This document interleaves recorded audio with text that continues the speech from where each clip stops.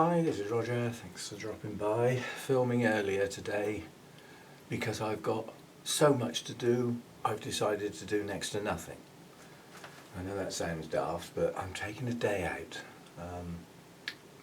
I ought to do my mounts in here, but I'm going to have a whiz round with the sprayer to tide them over. It's going to be a dull day basically today, and we're expecting a dull week all the way through. It looks like a weather pattern that's unusual because there's two weather systems that are basically trapping an airflow, and that airflow will just bring virtually continuous cloud with a bit of rain attached to it for virtually all the next week, it looks like. We shall see. General chat today is going to be about Dendrobiums when I get there, but news and stuff first. My insecticide spray that I got, that I showed you in the unboxing, the day before, when I watered my mounts, the Oncidium types that are mounted are the main problems with the scale in that arena. Most of the Oncidiums in pots are okay. There are a couple that I will have to deal with. So they got a thorough spray, you know, undersides, oversides, down through, in between the pseudo bulbs, everything. They got a thorough spray. So they've been done. So I can now keep my eye on those as like the benchmark because they were done first. The next lot that are going to get a go are the Cattleyas.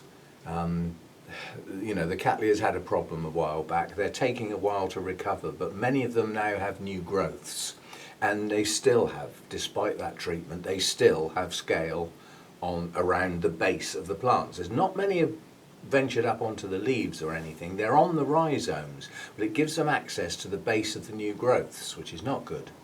So I shall have a go at those next. Oh, I've just noticed the orange Vanda that Hannah got for me has just opened, well, nearly opened its first bloom. Right, it's moved. I'm not getting that down. I've got to move too many plants to get at that. We'll see it later. It's got two spikes on it at the moment.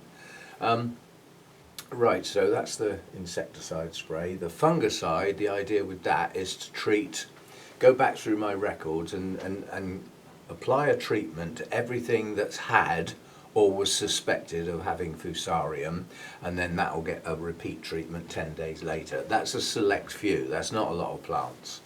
Otherwise, you know, I'd have got a concentrate rather than a ready-made.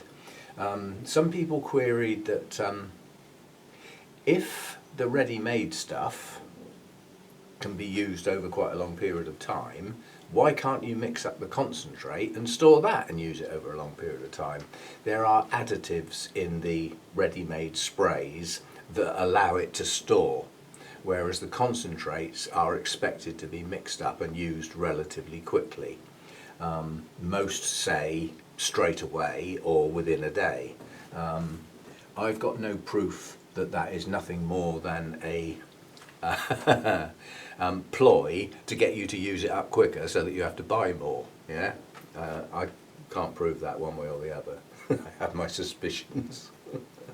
But the trouble is, if you do store it and then you use it and it's needed and it doesn't work because it's been stored over a period of time, you don't know that it hasn't worked for a while, and whatever problem you're treating has then got worse, if you see what I mean, because it's not effective anymore. Right, so that's that. I'm sure everybody's dying to hear what happened yesterday.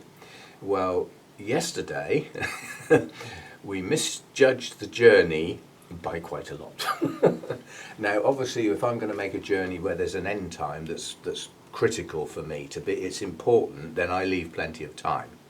So I left plenty of time and added a bit more on because it was very important to me. And basically there was no traffic in the way or anything like that. I went straight there and found the entrance, you know, that picture of, you remember the picture of the long drive? I found that, and I was 40 minutes early. Oh, what the hell am I going to do with my time? So I had a drive round some of the lanes to see where they go, see what main roads they join up with, because it is quite a rural area. The lanes are small, the sort of thing where you have to pull right over to pass somebody, all that going on.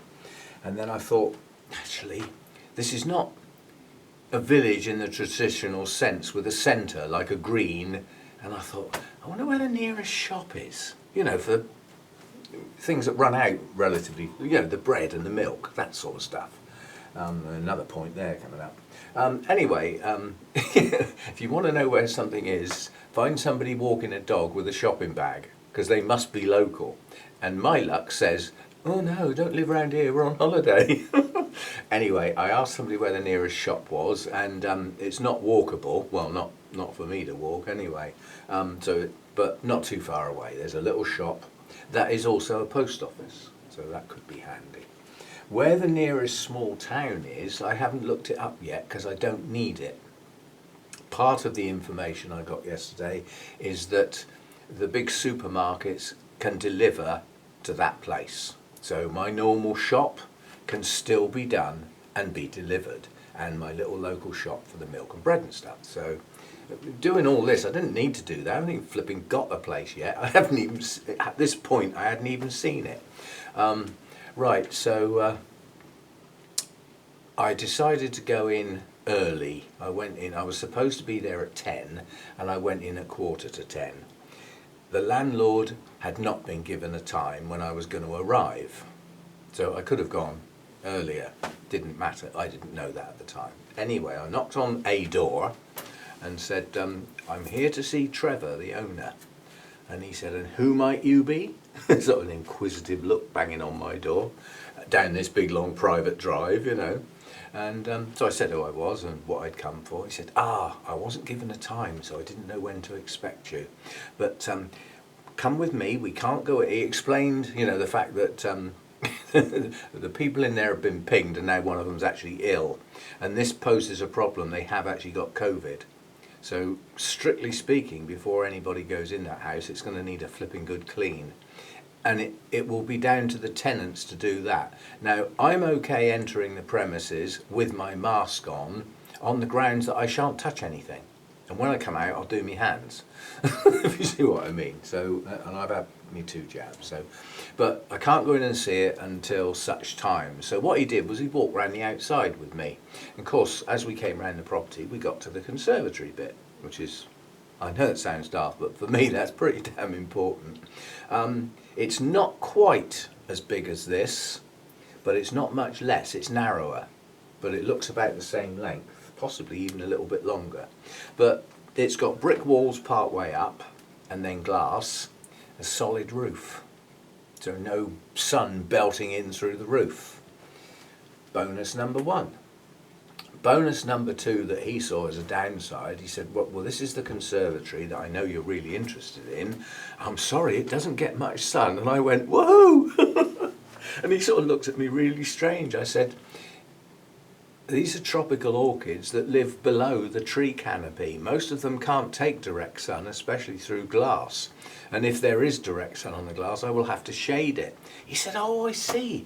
And he said, right, so if you go back and again, have a look at the picture. You've got the conservatory coming out of the house and then trees going alongside. They're not far away from the conservatory. And there's a little line of like deciduous trees edging massive conifer trees. Yeah? And the sun comes round over the roof in the morning through a little gap and disappears behind the trees for the rest of the day.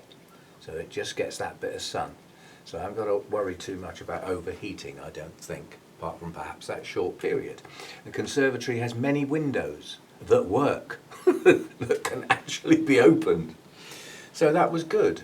And then he said, oh, and this is your garden, and I'd like you to keep the grass cut better than the current tenants, because they're not very good at looking after it. But he said they're ill at the moment, and, you know, so that's understandable. I've got a garden. And he said, oh, and you've got your access to this area out here. And he said that your lawnmower is in there. And then there's a gap like that. And he said, and this is your walk into the woods. So that's my bit. There shouldn't be anybody else in that section of the land. So I've got my own walk in the woods. But this is if I get it. I mean, it's all speculation, isn't it? Anyway, as we couldn't go in, I said I noticed that the woods around here are conifer woods, pine. Are there any deciduous woods around, which is more, you know, I favour that type of wood? And he said, yes, we've got beech woods as well. But they're not this side of the property, they're the other side, so you'd have to have a fair walk to get to them. Fair walk, not that far.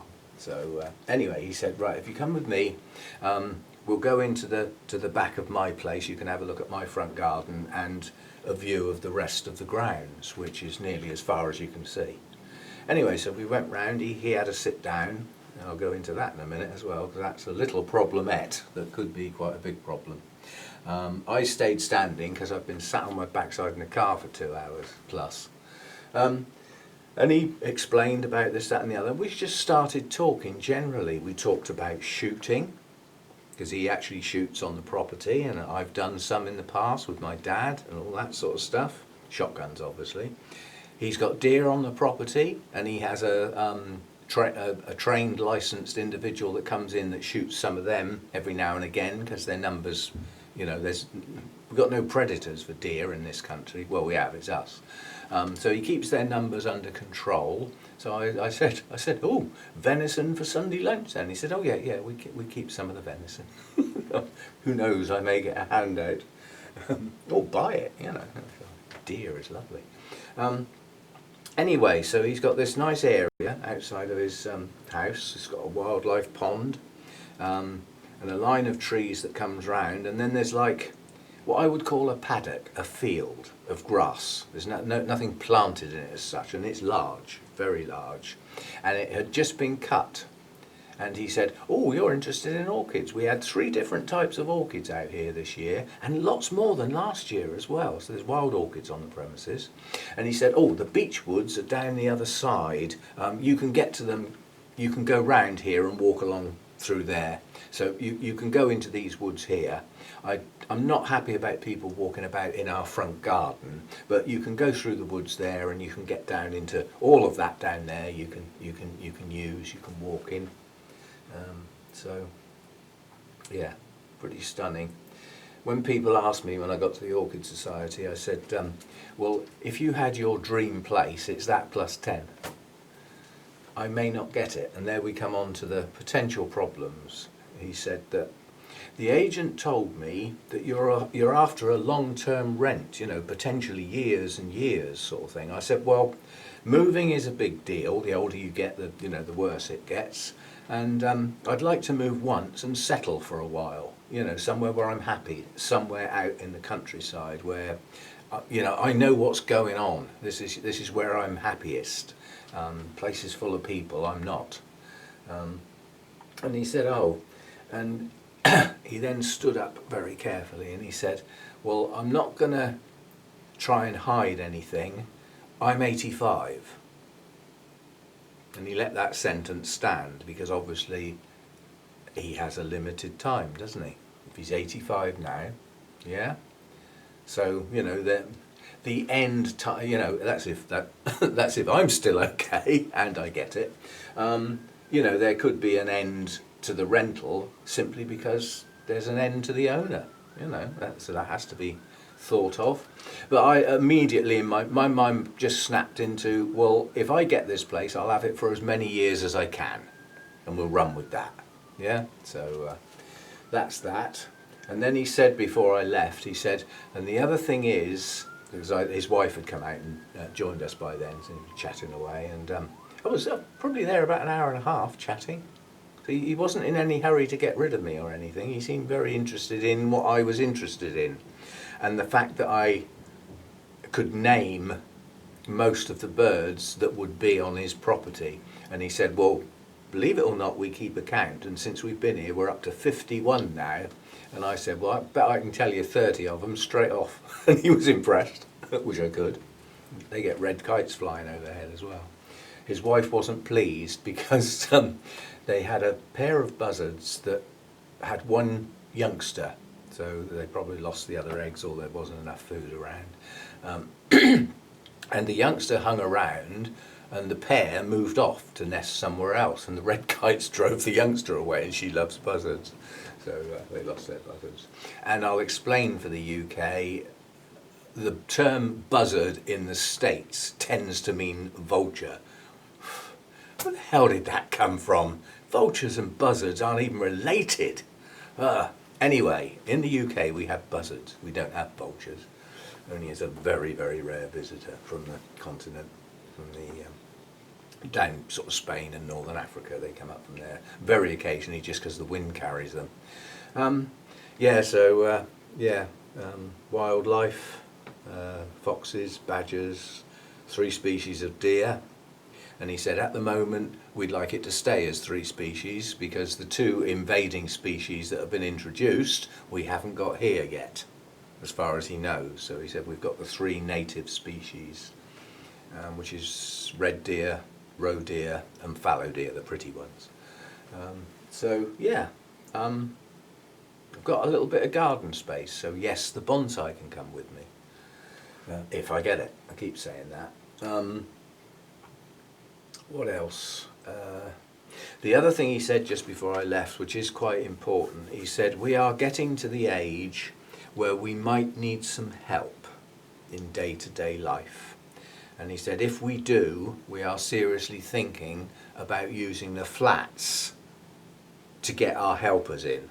So they become resident on the property and they are our help, but they would be the tenant sort of thing, and at a reduced rent, you know, and everything to go with, you know, being carer type helpers. And he said that may come down the line as well. He said, I don't want to lead you into any false impressions that you'll be here for the rest of your life, because he said it's probably not going to be like that. So we run with it. I would imagine tomorrow's Monday that he'll be in touch with the agent one way or the other. And allegedly I will get a visit to have a look inside at some point. Now I didn't film because I thought it was rude, because I'd been asked by the landlord to come and chat, if you see what I mean. You know, and to have all the cameras hanging around my neck and say, well, can we make it snappy like, because I need to get out and film. Just, no, we don't do that.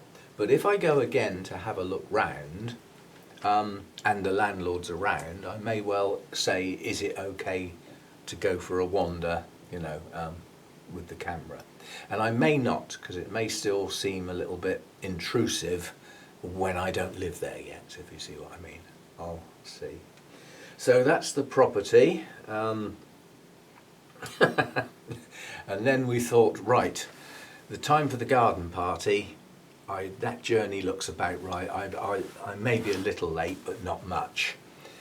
So I thought, right, quickest way to the motorway. So took the shortest route I could get down onto the M3, which is the motorway heading down to where I needed to be, which after about 10 miles turned into a car park and stayed as a car park from, well, you won't know, from the distance from Basingstoke, the nearest sort of big sort of place, to where I joined it, down to where I left that particular motorway.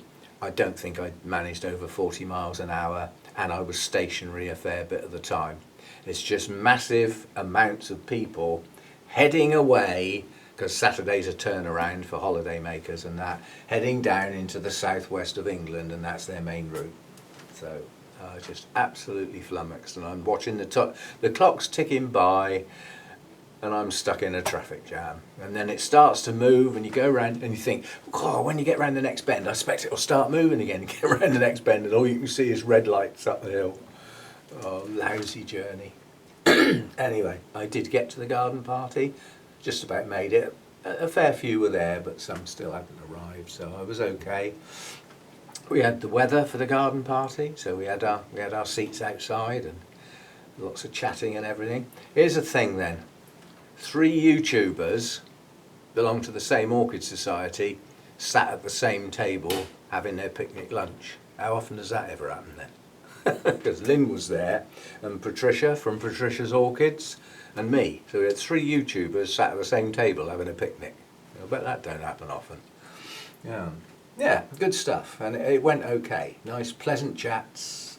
Few new people came to that for their first sort of seeing people, getting introduced. A couple of new members, that'll be good.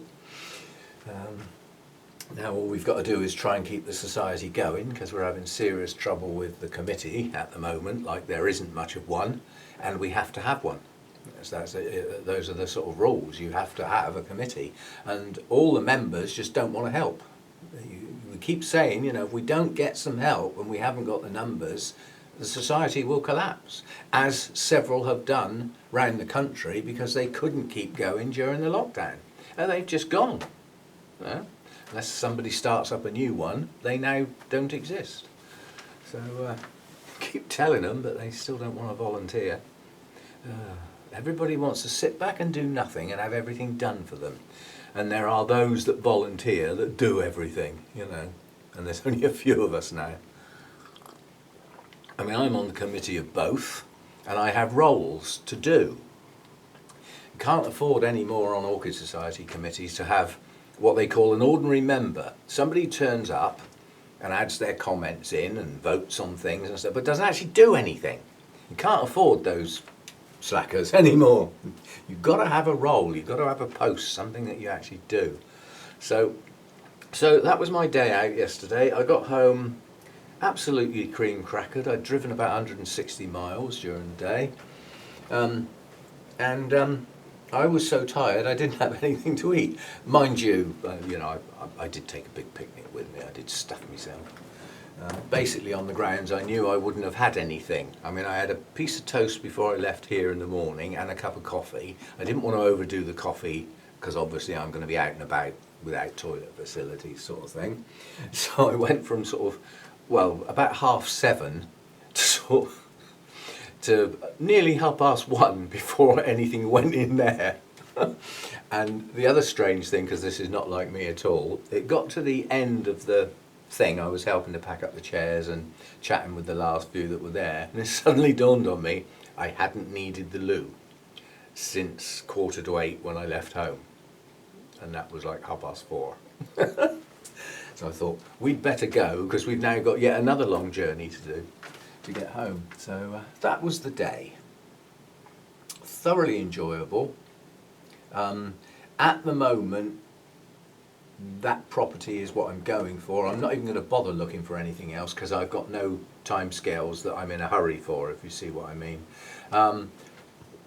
And the landlord said that the current tenants are having a bit of a problem with the property they're trying to buy. There's been a breakdown in the chain above them and blah, blah, blah. So they might not be moving out as quickly as we thought. Plus, now that one of them's ill, plus they had to self-isolate, that's put a delay into their timescales. So their timescales may have to be revisited. Well, the longer it takes for me, the better. See, I can hold selling this if I have to. You see what I mean? But what I can't do is hold that place. If it becomes available, I either take it or I lose it. If, as I said, if I'm invited to. So that was that. Right, back to the orchids. I've decided that whatever place I get, I am going to take some of the collection into the house and have them as house orchids. There seems to be some interest out there in me growing an amount of my orchids as houseplants, like many of my viewers do. Probably most of my viewers, in fact, are growing their orchids in the home under various degrees of environmental controls, from nothing, apart from adjusting light near and far from windows, to those that have got, you know, humidifiers and fans and things like that, timers. So we shall see, but I do plan on taking some of the collection in, so that we do have some houseplants. And we can choose, you know, we can have some Oncidium types, we can have perhaps take a Cattleya or two. They'll be fine on a bright windowsill, you know. Some of the Dendrobiums will be fine in the house, those that don't need the high humidity. Most of my cooler, shadier types won't come in because they need the humidity. They might survive for a while, but progressively they will probably slowly and surely go down. I have enough trouble keeping them going out here. That's because of the heat, though. Yeah.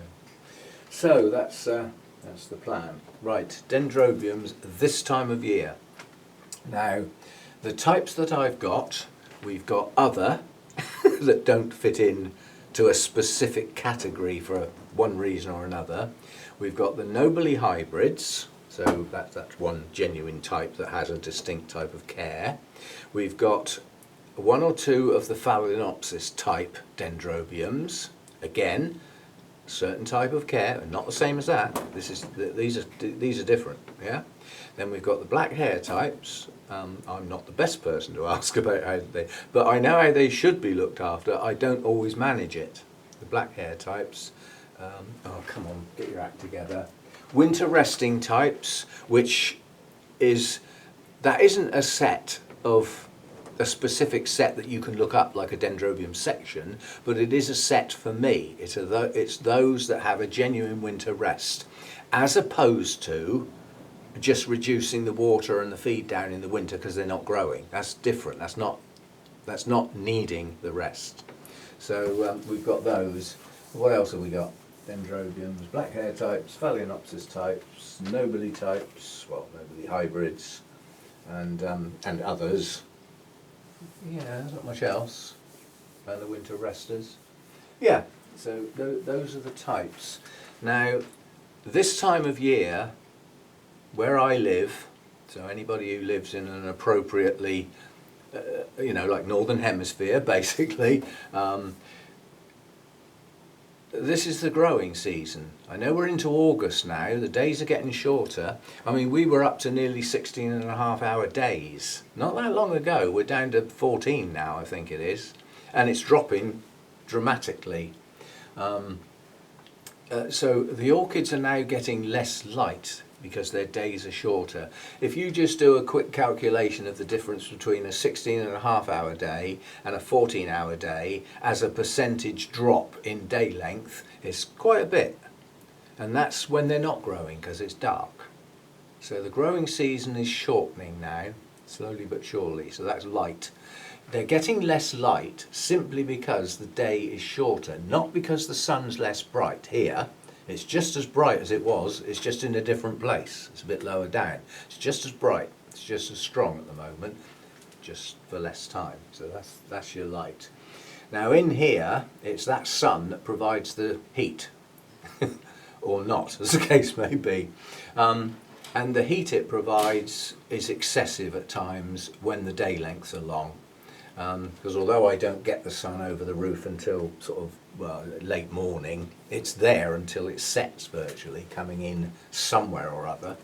And that can keep the heat up over a long period, which means all the kit's on for that length of time, which is expensive from a cost point of view, wear and tear point of view. These fans wear out, they've got a limited lifespan. The longer they're on over the number of days through a season is knocking their life down. Ready? I mean, I've actually got a new one of these in a box. I haven't opened it yet, so I've got a replacement sat there ready to go for those, because this time of year those are important. In the winter I hardly ever use them. Yeah, so it varies. So all of the Dendrobium types that I have should be actively growing at the moment. The reason some of them might not be is, one, they're not doing too well, yeah, or they've had a stall, they may have been changed from a pot to a mount, but nonetheless they all should be actively growing. They shouldn't be slowing up yet. It's not autumn, it's only mid-August. You need to get out to the end of September before they start reacting to really shorter days. Once we get down below 13 and we start heading down for 12, they're actually in their comfort zone, because tropical orchids, that's their normal day length. But don't forget, the light is now getting duller. It's UK light. Sun is much lower in the sky for us, so we don't get such brightness as in the tropics. Right, actively growing. What are nobiles doing? Nobiles are trying to grow canes that are as big or bigger than the ones that are already there, as are most Dendrobiums. That's their goal, is to maintain, or our goal is to maintain that size or improve on it. New canes that are smaller than existing for the first year or two on nobiles is acceptable, because they are force grown in perfectly controlled conditions got into bloom and sold, and you bring them home. You won't recreate those conditions, yeah? So they're now not in as good a conditions as they were in the nursery. On top of that, they've got the shock of leaving the nursery and coming to your place. They may have also had a second shock. You repotted them because they were in crap media, which is often the case. So they've had a setback. So the first year, or first couple of years even, you might find your canes are a little bit shorter. You might find they're nearly twice as big, because some of those nobile types in the nurseries, they have growth inhibitors applied to them, and that shrinks them. It stops them reaching their full size, their full potential, and they burst into bloom. Out the door, money in the pocket. Yeah, so they can vary, but when they settle, they should be growing canes roughly the same size each year, preferably more than one. The larger the plant gets, the more canes they will produce. And then it stops. And you think, what am I doing wrong?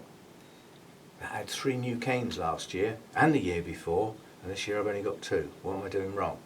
What you're doing wrong is allowing the plant to get too big. Is there such a thing? Well, yes, there is. Because most of the plant, if you keep it going and keep it going, after quite a few years, there will be more canes with no leaves than ones with leaves. And you've got a nice root system because you've looked after your plant, you're putting your feed in, and you're pushing those new canes on, that the plant says, hang on, I'm maintaining the whole plant here. I never know when I'm going to need these storage organs that haven't got any leaves on, so we'll chuck some of the stuff in there, and you're wasting a lot of the energy of the plant maintaining something that is not as useful as it once was. If you buy a nobile hybrid with 3 canes, yeah, you grow 2 next year, the percentage of old canes to new canes is roughly the same, similar, yeah. If you've got a plant, because don't forget those 3 old canes are going to be old canes now forevermore unless you cut them off, yeah. So if you've got a plant that's got a dozen old leafless canes and 3 new canes, there's not as much energy proportionally pushing those new canes. The plant will start to slow up. It won't be as vigorous. What to do?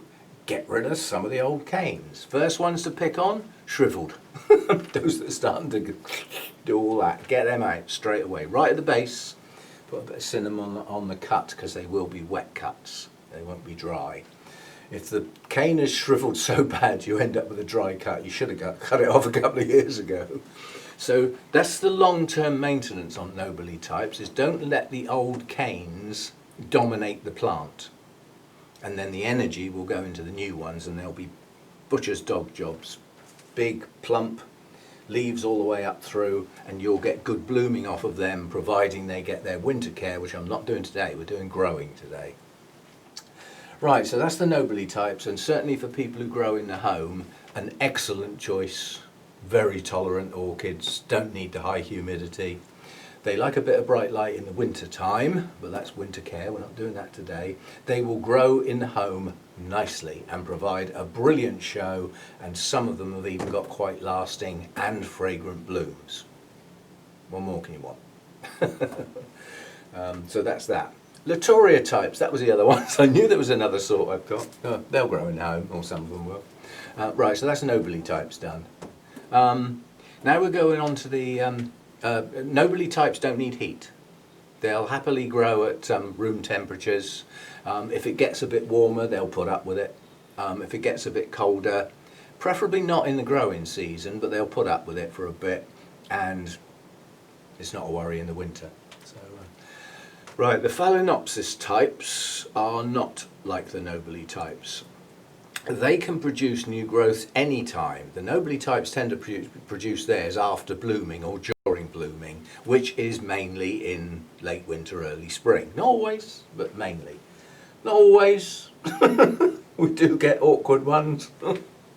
That is a nobile type. But it did bloom late winter, early spring. It's just having another go. It's a show off. So the Phalaenopsis types are warm growers. These do not like to get cold. So the whole idea of giving them a winter rest, just chuck that out the window unless you're in a position like me where they live in a grow room with resting dendrobiums that are important to me. So they just stop growing in the winter because it's too cold. They don't like it. Yeah? So they're warmer growers. They don't need any form of winter rest. They will grow continuously if given the right conditions. So they can bloom anywhen and they will produce new growths anywhen. And they can be doing all of that at the same time. They can be pushing up some new growths, 5 or 6 inches tall, doing really well, and then one of the other canes will push a spike out. They can do anything, anywhen, in the right conditions. And the right conditions for them are a good temperature, medium. They'll put up with higher humidity and will do a little better for it, but they'll live without it. They're tolerant. Yeah. Light for those, medium to high. Some of the hybrids will actually take direct sun through glass early or late in the day, but you push your luck if you try it and it doesn't work. You singe all the leaves and then they drop off and you've got bare canes. The Phalaenopsis types will keep their leaves a good couple of years. In ideal conditions, maybe as many as 4 or even 5 they'll hold their leaves. But they will drop their leaves eventually, so I call those semi-deciduous. They will drop their leaves eventually. If their conditions aren't right, they'll drop them sooner, because then they've got less to support. Yeah. Same again with those. When your old leafless canes start to dominate the plant, it's time to get rid of some and push the energy into the new ones. But that's the same story. Yeah. You will probably find that, well, I've found that the Phalaenopsis type are less vigorous than the nobile hybrids. And that's why. I'm not growing them badly. Actually, yes I am, aren't I? Because I'm chilling them in the winter. So they stop growing or slow right down to next to nothing. Then they've got to start again and build up and think, I think that things are okay now, perhaps we'll try another new growth. And by the time they get going and think, right, this is good, now we can really grow, it's flipping winter time again. So they don't do that well for me. In the home, they'll do great, providing they're in what I call living quarters, which the temperature doesn't drop down that much at night. Because you're in an enclosed space, you've probably got your double glazed windows and your curtains pulled, and the cold stays outside, not inside. So that's those. Worthwhile. And some of them, my one that's coming into bud here, I'm not picking up too many plants today, but this one, that's its latest new growth. It now has no new growths. Recently repotted. It's pushed out some roots, but it hasn't got many. But now it's decided to bloom, and it's pushed up 2 spikes on a cane that's already bloomed once. So I've got a cane here with 1 leaf, a leafless cane, and the latest growth, which will probably bloom during next year.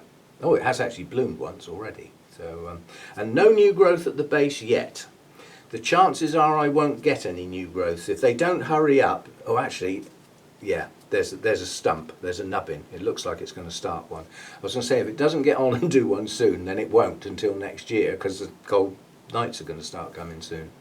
So this has very large, for this type of dendrobium, blooms. They're very nicely spaced. Yeah, some of them are quite bunched up together and overlap each other, and some of them are over much, much longer arching spikes, but this has relatively large blooms and they last a very long time. So that's a good one. That's my Thai Angel, that one. I've also got Thailand Black, and what's the other one that I got from Jeff's that's actually gone mad? New cane on it, it's enormous, and it's called KO Green. So I've got at least 3, I think there's 4, I think there's another one lurking. So I have some of those. Right, well, as they got forgotten, rudely, the Latouria-types. Well, what I've just said about the Phalaenopsis-types applies to the Latouria-types, apart from, certainly with some of the species, they can be a bit finicky. So their comfort zone is tighter in. They're not quite so tolerant of wandering away from their comfort zone. If you get Latouриas in light that's too bright, they will singe very quickly and very easily, which will shock you because they've got lovely thick leathery leaves that are quite a dark green colour. And dark green normally on an orchid implies it will take quite bright light. Pale green leaves, not normally. You put those in bright light, they'll normally burn as quick as anything. So the beauty of the Latouria types, unusual shaped blooms. As this is basically a talk, I'll do pop-ups for blooms now and again. I might even do pop-ups of blooms across the whole screen, because really the blooms are the pretty thing, not that. You know, probably do without that on a Sunday. Yeah, so the Latouria types, unusual shapes, very unusual shapes in some cases, like the Spectabile, Alexandrae. The Rhodostictum is absolutely stunning because it's not only an unusual shape, it's spectacularly unusual in as much as it looks like a bird lifting off, and beautiful pristine white with patterning. Many of them have their patterning on the back, so the buds are highly patterned, and when they open and you look inside the bloom you sort of think, is that it? Because it's all round the back. The patterning's on the back of the sepals, the back of the lip. They're variable. They're variable in size too, because there are some smaller ones and there are some pretty, I mean the, what do you call it, the Spectabile up there is pretty chunky, big thick chunky canes and pretty tall as well. They can grow into monsters. You need a bucket to keep them in, sort of thing. But the beauty of the Latourias, some are fragrant, it's their long lasting blooms, and you're talking long lasting blooms, like 3, possibly even 4 months. So they're on a par with the Phalaenopsis, the moth orchids, for longevity. I love them, I think they're great. But you mess them about and they'll dump their leaves, mess them about in other ways and they'll dump their roots. They're a warm grower, they don't like to get cold, and if they do get cold, the last thing they want is water around the roots. They will rot as fast as you can look at them. I don't know why, it's just a particular trait. So they need a winter rest if you've got low temperatures like me. If you're growing them in a place where you can maintain your night temperatures, they'll grow all, like the Phalaenopsis-type, they will grow continuously. And you can keep the water and the feed steady. Raise your feed a bit and your watering frequencies when in active growth. When they've finished their growth and it's matured, they might have a little bit of a rest period. That doesn't mean you stop watering and feeding them, it just means they don't need as much for a while until something else happens, like a burst of roots or flower spikes starting. So warm growers, keep them warm. They're a little bit more sensitive to the environment being wrong, so dry air they're not going to like. Leaves will start getting brown edges and tips and things like that. They like a bit more humidity than perhaps the previous 2 lots. Right, so that's those. What else we've done? We've done those, we've done those. What was another? I should have written these down, shouldn't I? I have to keep looking to see where they are and what they are. Right, then we've got anything, the set that I call those that have a rest in winter, not because they need it, but because they get it because of my drop in temperatures. And most of what I haven't said fit into that category, and some of what I have said fit into that category. The nobiles don't. They like the drop in temperature. It's not absolutely a necessity for most of the hybrids, but it'll help get you a better blooming. But although not a necessity, they'll love it. They'll love that drop in temperature in the winter, and you'll get better blooms as a consequence most of the time. Your Latourias and your Phalaenopsis types, if they get a drop in temperature, they'll just slow down or stop, at which point you need to be very, very careful with your watering. And if they're not growing, what are they going to do with the feed you put in the pot then? You'll be a bit logical here. So, right, lots of Dendrobiums fit into no category at all. They might have a section, but the care for the orchids in that section is variable. You know, they go from warm growers to cool growers, treetops to heavier shade, all in the same section. So you can't use the section as a care guide specifically. I've got those orchids like my Friedrichsianum and my Hercoglossum that grow through the winter. So their canes grow for about 2.5 years. So I've got new canes starting now on both of those, new growths, well into the growing season, almost heading towards the end, and they're new growths. They will grow on through this winter, all through next year, on through the next winter, and mature sometime the year after. The new growths that started earlier in the year will follow the same pattern, they'll just mature a bit earlier. And certainly on the Hercoglossum, they can start to bloom before the canes finish growing, and then bloom again the following year after it's finished growing, and sometimes the following year again on the same cane. So don't go mad cutting old canes off of that sort. Get to know your plants. But then we've got the true winter resters that don't do that well if they don't get that rest. And in some cases, the more fussier types, they just won't bloom. You'll get a lovely, smashing, healthy plant, no blooms. And some people say, well, that's absolutely great because I love the plants. Most of us like the blooms, don't we? You know, we put all the effort in, no blooms. Start growing fuchsias if that's the case. But a typical resting type, you might get away without resting this and still get a few blooms, but you'll get better blooms if it rests. That's definitely, that is Lindleyi.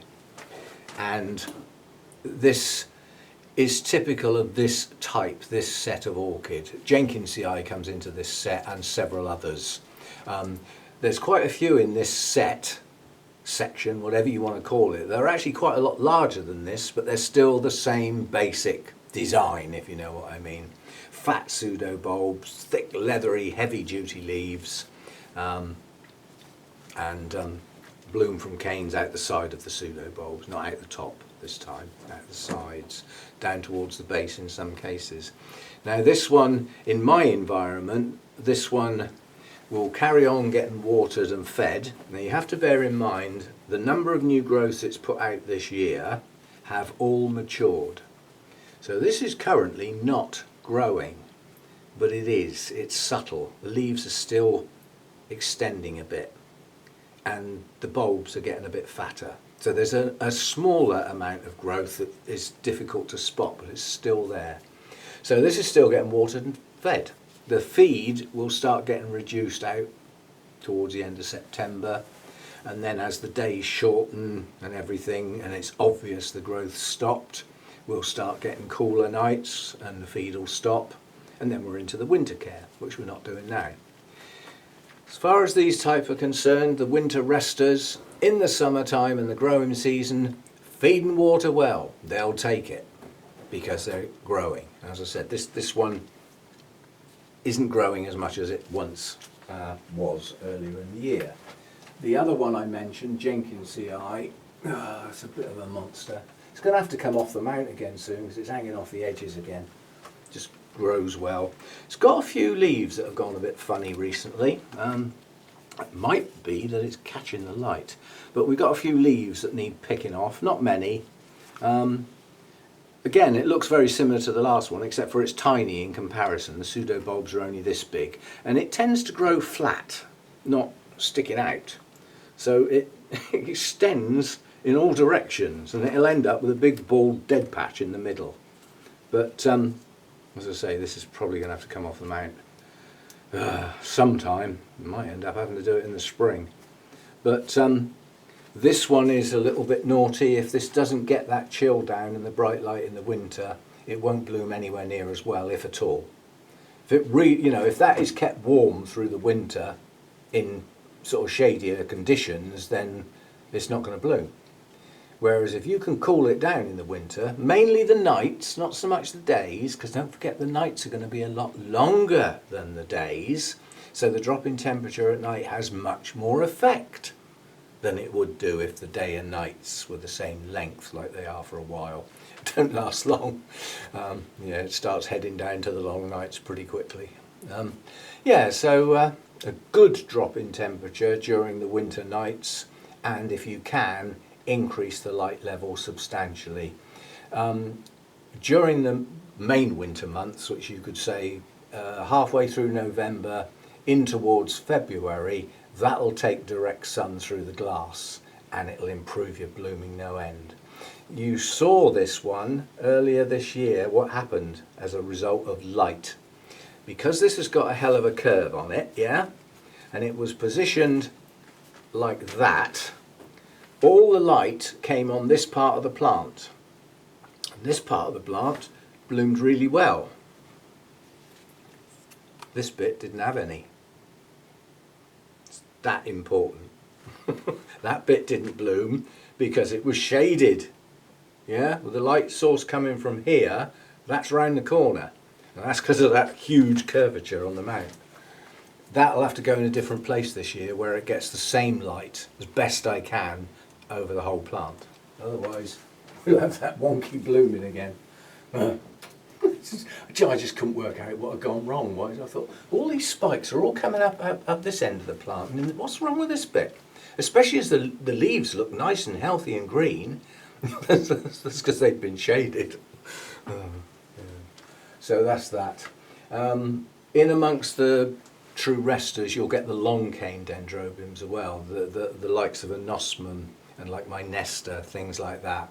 And they get no feed through the winter.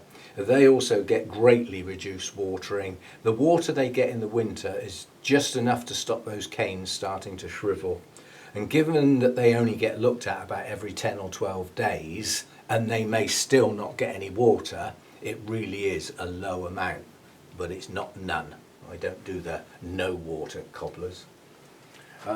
Mainly because of the environment. Where these ones come from, where you know the ancient scrolls and the runes and the old guy with the pipe sat on the side of the hill, where those sayings come from is based on the fact that the rain is greatly reduced in those areas, and there's no rain for quite long periods during those winter months until you get out the other side of towards the end of February, that sort of thing. And so they've just said, oh well, they don't get any water in the wild. Of course they flipping do. There's still some rain, and also there's mist and fog, so there's humidity, there's morning dew. You know, if you've had fog and the temperature climbs a bit as it gets light, you're going to get morning dew forming over the whole plant. It's now wet through. What do you mean no water? They get some water. So I would suggest in my environment they might survive if I did the no watering thing, but I don't think they'd be as healthy when they came out the other end of the winter. So they get a trickle now and again. That's my sort of thing.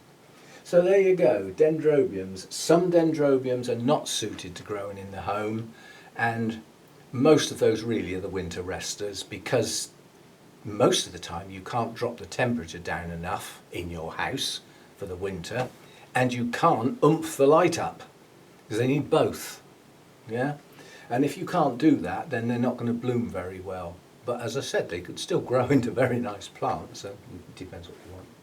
So I've got a lot of dendrobiums. We didn't do black hair types, did we? That was the others. Should have written them down. Right, out of all of the ones I've got, they're the fussy ones. Again, it's this comfort zone getting squashed in and not very tolerant of leaving those confines. They're not happy about leaving that. Too cold, not happy. Too cold and wet, dead roots. Quick as anything. Dump their roots. They don't like systemics. And scale will start in another continent and get on a coach and a plane and come to my place because they know I've got black hair types. Talk about scale magnets, them and Cattleyas between them, they queue up to get on your black hair types, and systemics will damage your plant if not kill it, depending on how strong they are. You've got to go so careful with those things.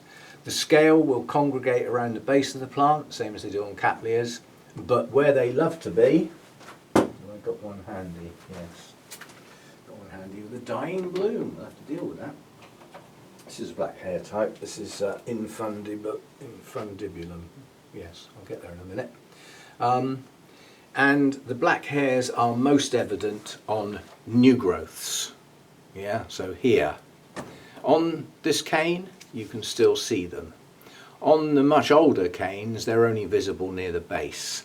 Now these go deciduous eventually, but they can take quite a few years. But get them cold, they will stop growing. Where's the best place to find the scale? The place where you can't get at them on these plants, in there. In the leaf joint, yeah? Why can't you get at them? Because that leaf joint curls under and there's a space from where the leaf seems to meet the cane to where it's part of the cane, and down in that gap they will get and breed, and they love it in there. And you will often find, I mean, there's a couple there, so I've still got some on this plant. I'm working on this one because there's only a few and I tend to deck them every time I see them. But basically, if you get scale on a black hair type, they are difficult to shift because of their intolerance of systemics.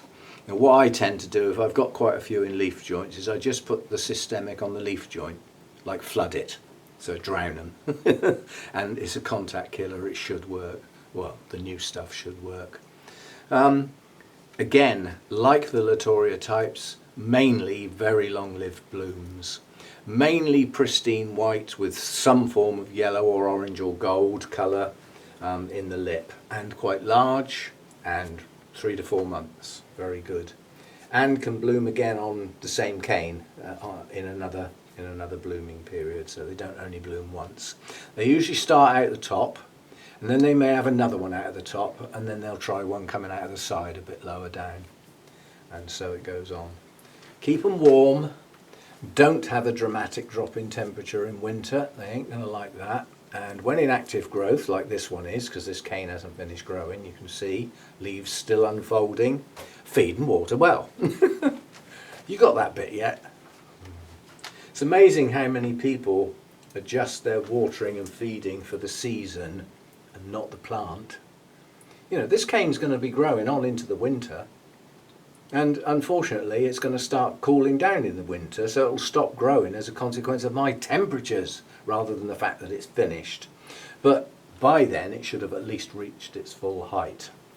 If I could keep this warm through the winter as well, which if it grew in a home perhaps, this would grow probably 2, maybe 3 inches bigger than the existing canes. But it gets cut short. So black hair types, fussy, more fussy than the others, don't like systemics and are scale magnets, and if they start to cool down and you keep them wet, the roots will rot off and then you've lost your plant. They're not that easy to recover, the black hair types. The new growths on them are gorgeous though, they're real deep green and the black hair is blatantly obvious. It's almost like a purple tinge to some of them, they're gorgeous. So there we go, a sort of Dendrobium thing. And the main thing is, if your Dendrobium is in active growth, then feed and water well, but if that new growth is coming at a time where you are going to lose your temperatures, and that's a type that needs the temperature, the new growth may well stall and not reach its full potential. And you'll just have to put up with that unless you can raise your night temperatures.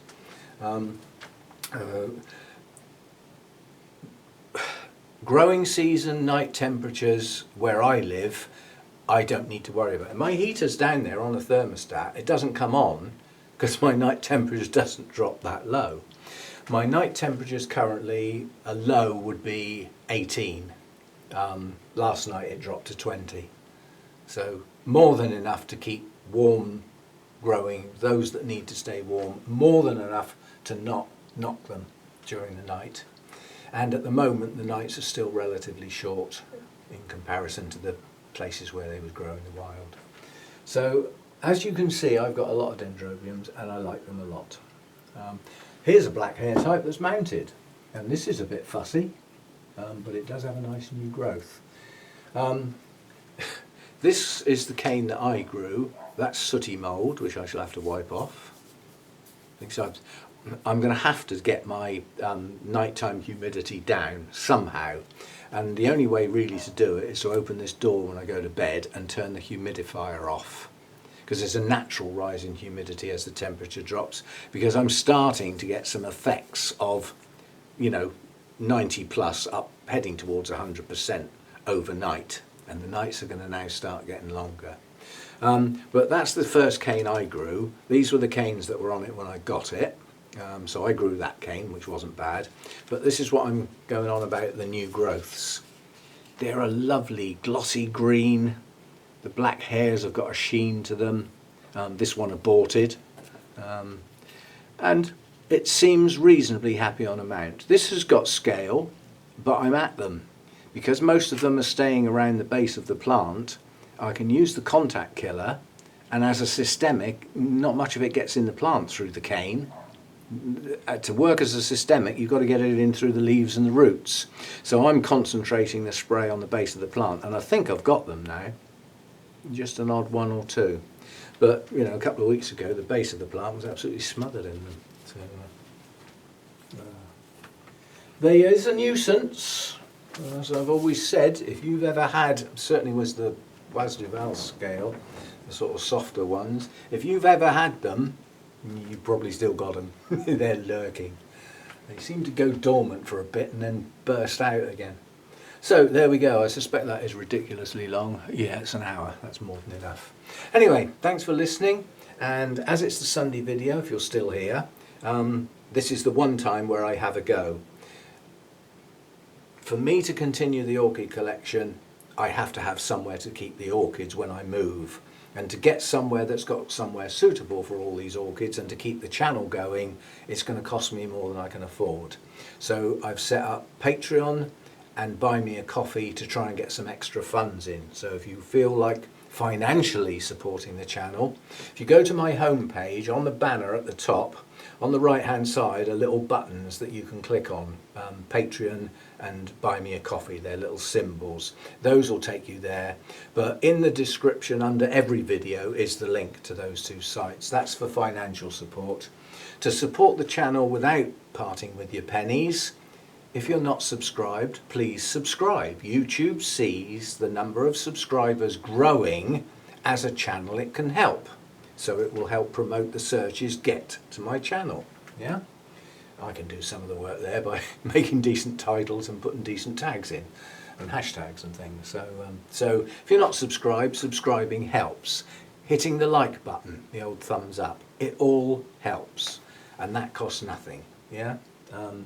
Those of you that need to understand the way the adverts work, which is a way I obviously get some money, I get paid for the adverts. A short advert less than 30 seconds has to be watched or nobody gets paid. If it's longer than 30 seconds, as long as at least 30 seconds is watched, we get some money. If the whole advert is watched, we get more money. So that's the way the adverts work. I can choose where the adverts are, but not what they are or how long they are. So what I've done is allowed the mid-roll ads, which I never really wanted to do, but I'm, you know, catch-22 now. If we want to keep this all going, then I need somewhere to move to where I can keep it going. So I've added the mid-roll ads in, but I unchecked the box for non-skippable ads. So all of my videos should have non-skippable ads. The idea of the patron site comes into its own with this. This is an hour-long video. YouTube is going to grab this one like it's going out of fashion, and it's going to have, I'll put some ads there, some ads there, some ads there, and some ads there, and some ads there. For my patrons, they will get this video with no ads at all over on the patron side. So if you join that site, the longer videos like this where the ads can become quite tedious, the light version, you can have them ad-free. There are other perks you get over there as well. You do get special things that are not on the main channel. So that's all that blurb. And as I said, if you're not subscribed, hitting that subscribe button, it doesn't cost you anything. That's a zero cost. You don't have to hit notifications, but if you do, you'll get told when I post a video. I post most days, so it's not essential to be told, is it? But the subscribe button doesn't cost you anything. It just makes YouTube think the channel's on the move, an upward move, because the number's growing. Yeah, so it's good stuff. Right, I will see you next time. I've got a care collab video for tomorrow, which I'm actually going to film in a minute because I want to get it out of the way, because tomorrow's going to have to be a orchid day. I'm going to have to get some water thrown around. But yeah, I've got a care collab for tomorrow, so that'll be tomorrow's video. Can't even think what the plant is. Well, it'll be there tomorrow, won't it? And thanks for dropping by. Thanks for listening. All sorts in there. And as I said, a chat about growing some of the Dendrobium types I've got. We will get into them in a bit more detail as this growing season starts to close down, because that's when the care starts to change and diversify as we head in towards the winter. See you next time. Thanks for dropping by.